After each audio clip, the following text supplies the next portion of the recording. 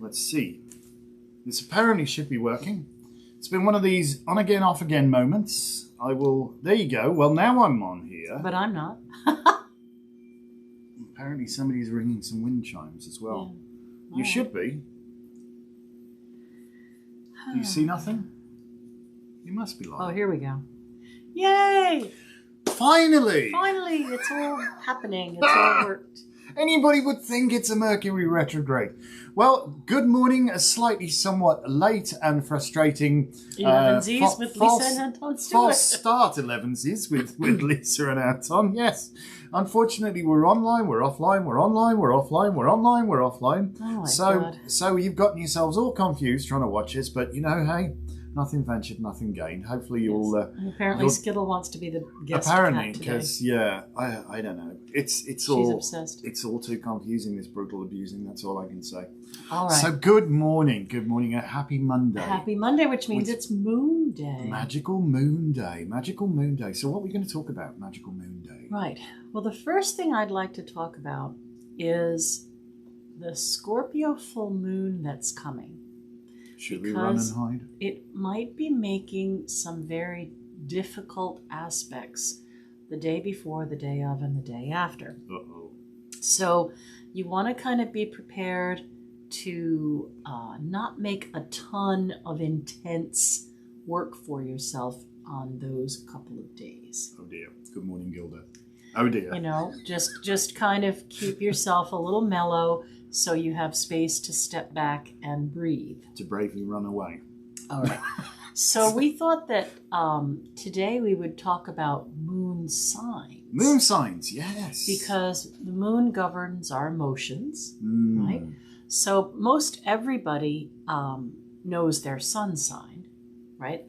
Most everybody. I say that because I have met people and I've asked them, what's your sign? And they don't know what I'm talking about. But they at least know the day they were born, and most of the time we can figure that out. I do think, good morning, Sparky. I do think most people know, well, yeah, I'm a Leo, I'm a Scorpio, I've had people in the store that don't know that. So it's interesting. Anyway, we make sweeping assumptions, don't we? We do. We do make but sweeping not assumptions. Everybody will know their moon or rising sign. Well, that's true. Right, the sign that was on the horizon, rising, when they were born, or their moon sign. And the moon changes signs about every 2.5 days. Rapid tour of the zodiac. So it's going to make the whole month in 30 days. It'll go through the entire zodiac, all 12 signs, in that 30 days. So, Shelley, Pisces Moon, drama llama. Stop it. All right. So our sun sign is part of what we show others, how we behave, our MO in a sense.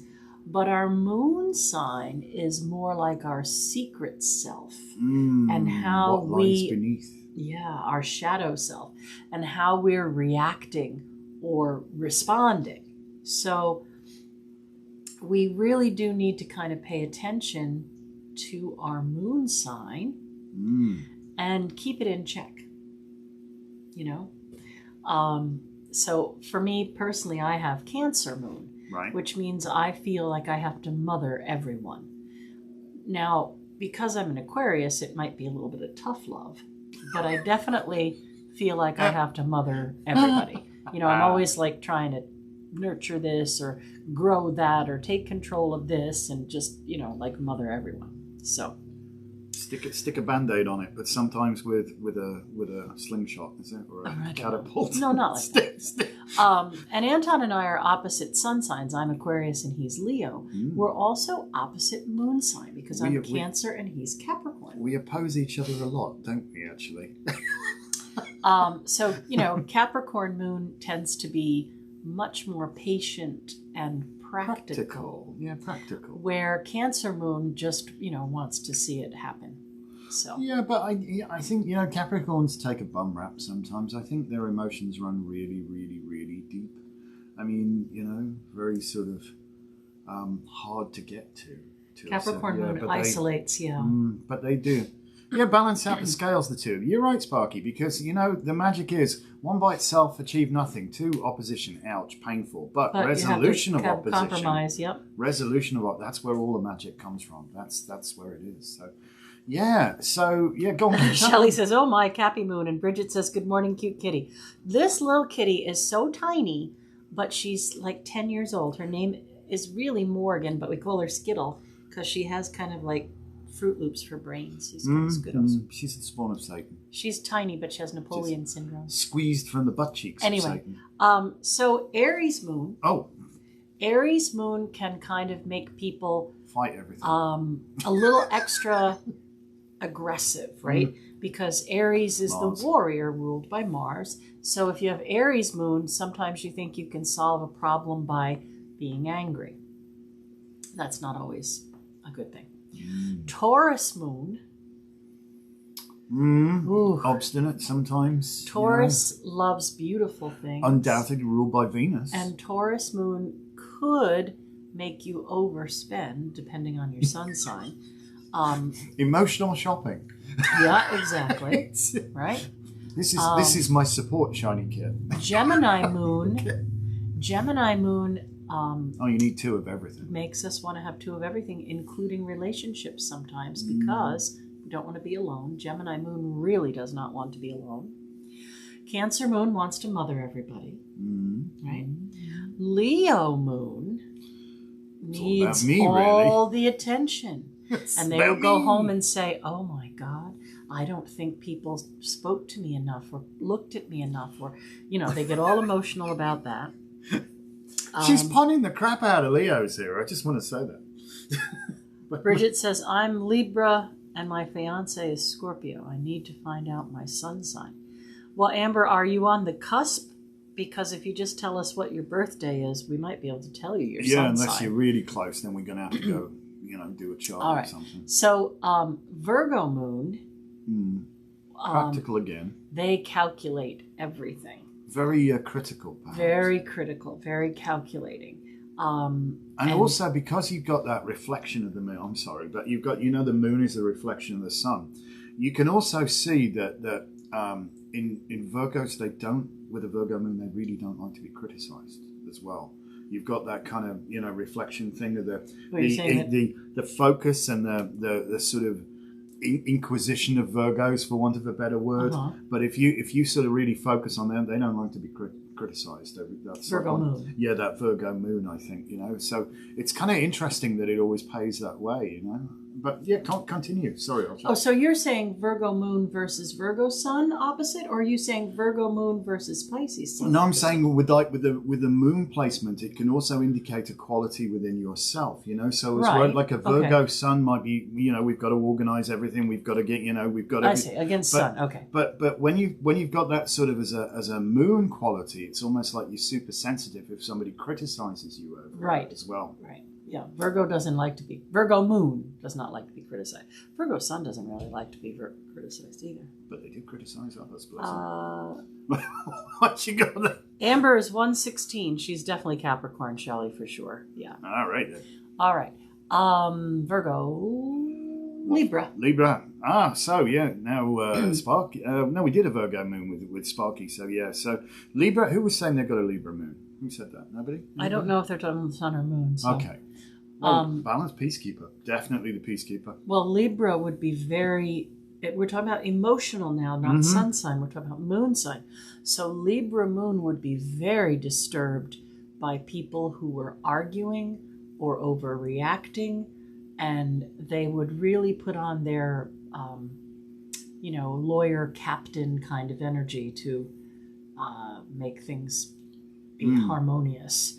Libra moons really do not like violence, and they, not that anybody would like violence, but Libra moon especially would really desperately upsetting. Yeah.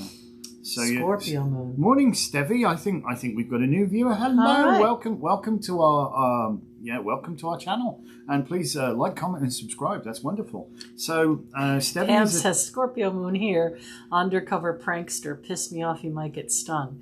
Well, I was going to say Scorpio is next, and Scorpio moons are the best at holding a grudge. Oh yeah. When you least expect it. So that's funny that she says undercover prankster, because absolutely, they might not get you right away. Might wait until their deathbed. They will get you. They will get even. Yeah. Scorpio moon will hold a grudge. Sag Moon is the confirmed single person. You think? Oh, absolutely. Well, they just have an innate fear of getting tied down into anything, you know, because we're into emotions. They don't fence me in with the. Sag Moon is really late to get married or really late to make a long-term commitment. Sag Moon does not want to be controlled in any way. Capricorn Moon, practical. That's me. Very practical. Try to resolve things. Has a plan or a blueprint, but can be elusive and also may not share the plan, so you think that, you know, nothing's happening. Can be emotionally private, let's put it that way. Aquarius Moon is one of the coldest emotional placements. Aquarian Moon really doesn't need anybody.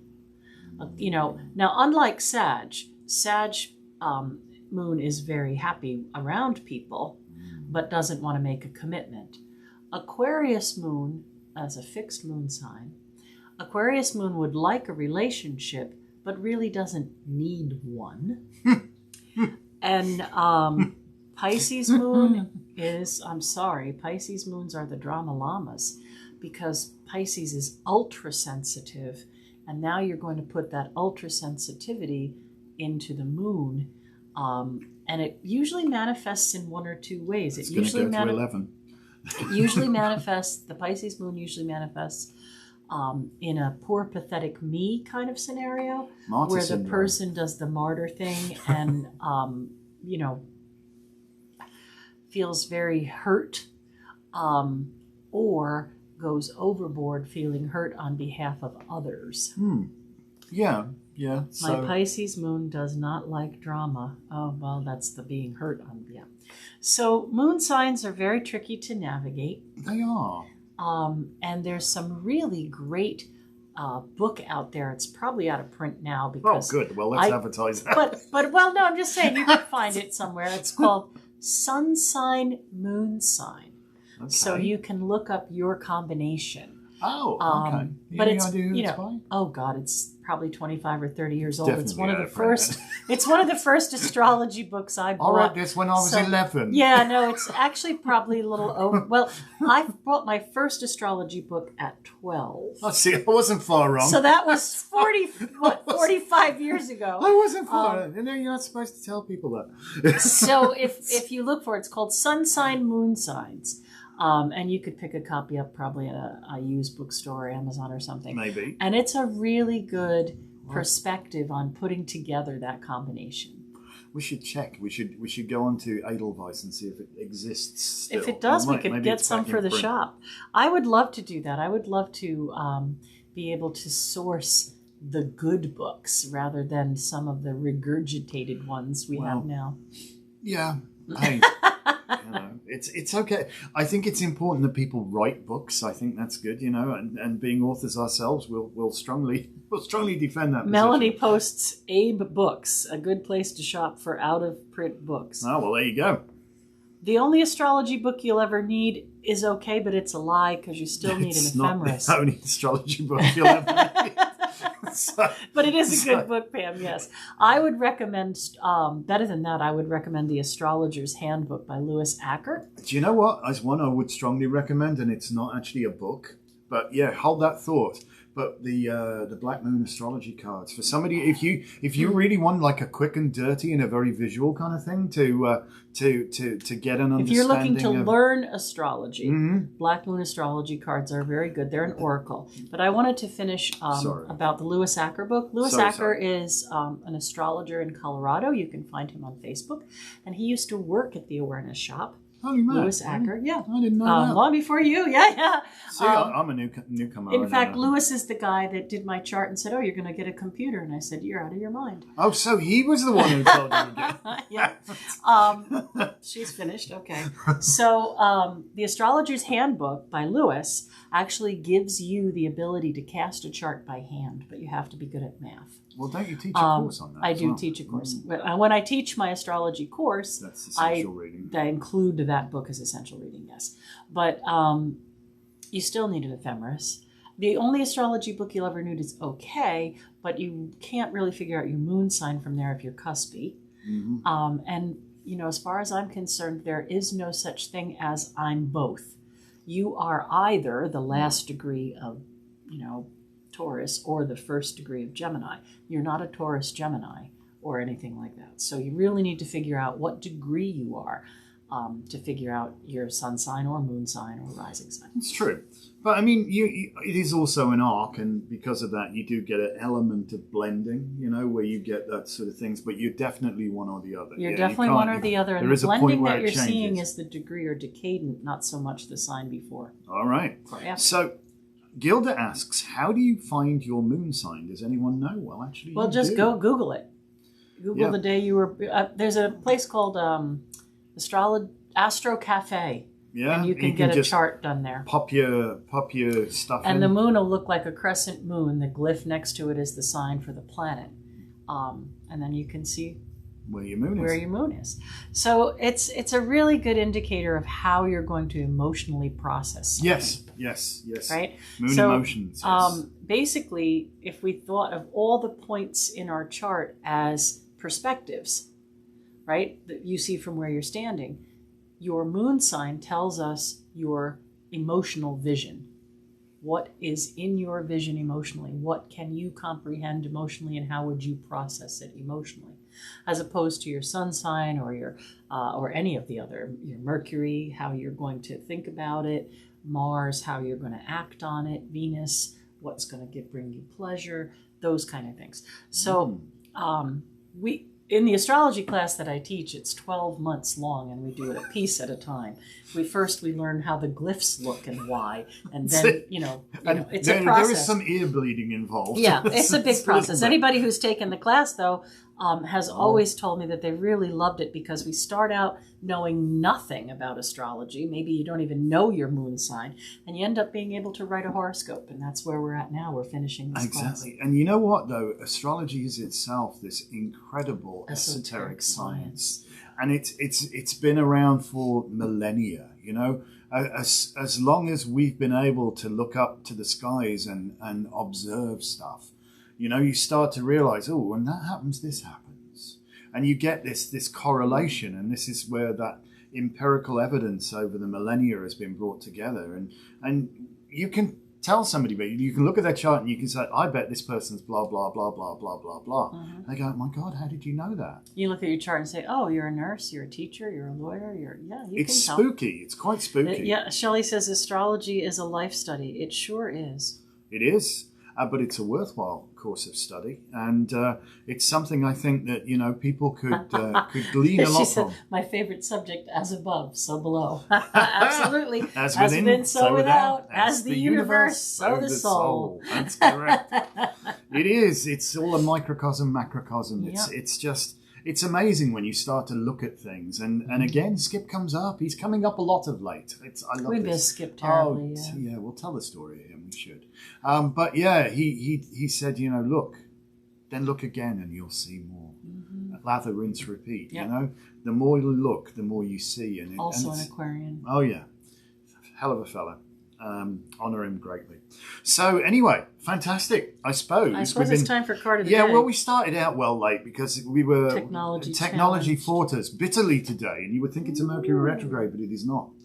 Oh, hello. All right, card of the day: the Lovers. This is not necessarily regarding a relationship. No, it doesn't. It's more about exploration and healing through exploring.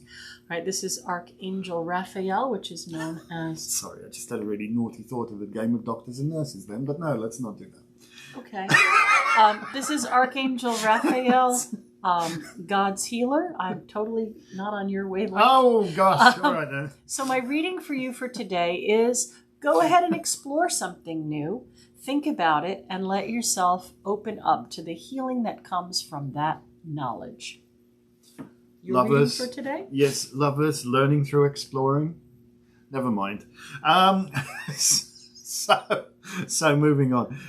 This to me there are two trees on this, and it's very much about understanding and growth and learning, as you say, through exploring. I mean, what does the apple cut in half look like? Not vertically as we normally do it, but cut it in half horizontally, and you'll see it reveals in the middle a perfect pentacle, and that indicates the 4 elements and spirit.